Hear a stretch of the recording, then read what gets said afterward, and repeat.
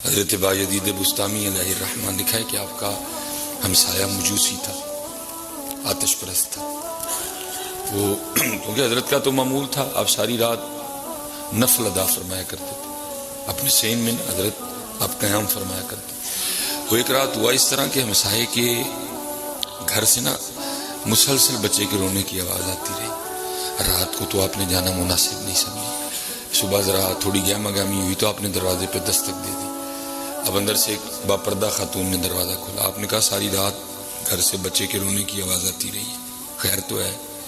اس نے کہا میرا خاون تجارت پہ گیا ہوا ہے، لیٹ ہو گئے، اس کی غیر موجودگی میں میرے گھر بچہ پیدا ہوا۔ اب وہ جو پیسے دے کے گیا تھا وہ ختم ہو گئے، کتنے دنوں سے میں بھی بھوکی ہوں، میرے بھوکے ہونے کی وجہ سے اب سینے میں دودھ کا قطرہ بھی نہیں، اور آج رات کو تو نوبت یہاں تک پہنچ گئی کہ ہمارے گھر میں دیے میں تیل ڈالنے کو بھی نہیں تھا، بچہ بھوکا بھی تھا، گھر میں اندھیرا بھی تھا، بچہ ساری رات روتا رہا۔ اب تڑپ گئے، بایزید تو ساری رات نفل پڑھتا رہا اور ساتھ والے گھر میں یہ حال تھا کہ نہ روشنی تھی اور نہ کچھ کھانے کو تھا، ماں بھی بھوکی تھی، بچہ بھی بھوکا تھا، تو کل جا کے اللہ اور اللہ کے رسول کو کیا منہ دکھائے گا؟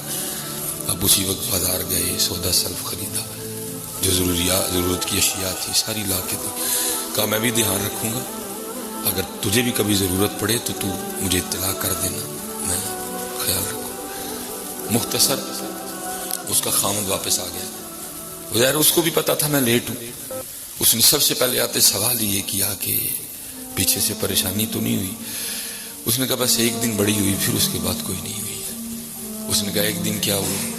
اس نے کہا جو پیسے دے کے گئے تھے ختم ہو گئے، میں بھی بھوکی تھی، سینے میں دودھ بھی کوئی نہیں تھا، بچہ بھی بھوکا تھا۔ دوسرا تو یہ ہوا کہ جو دیا تھا اس میں تیل ڈالنے کو بھی تیل موجود نہیں تھا، بچہ ساری رات بھوک اور اندھیرے سے روتا رہا۔ جو ہمارے ساتھ رہتے ہیں نا بایزید مسلمان، صبح ہوتے انہوں نے میرے دروازے پہ دستک دی، بچے کے رونے کی وجہ پوچھی، میں نے آپ کا نہ آنا بتا دیا، بچے کا بھوکا ہونا بتا دیا، دیے میں تیل کا ہونا نہ بتا دیا۔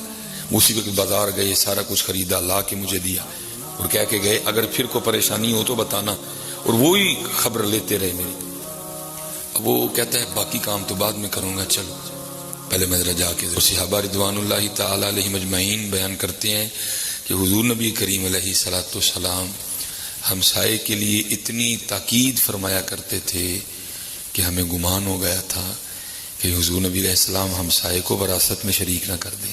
رکھو ہمسائے کا دھیان رکھو، ہمسائے کا دھیان رکھو۔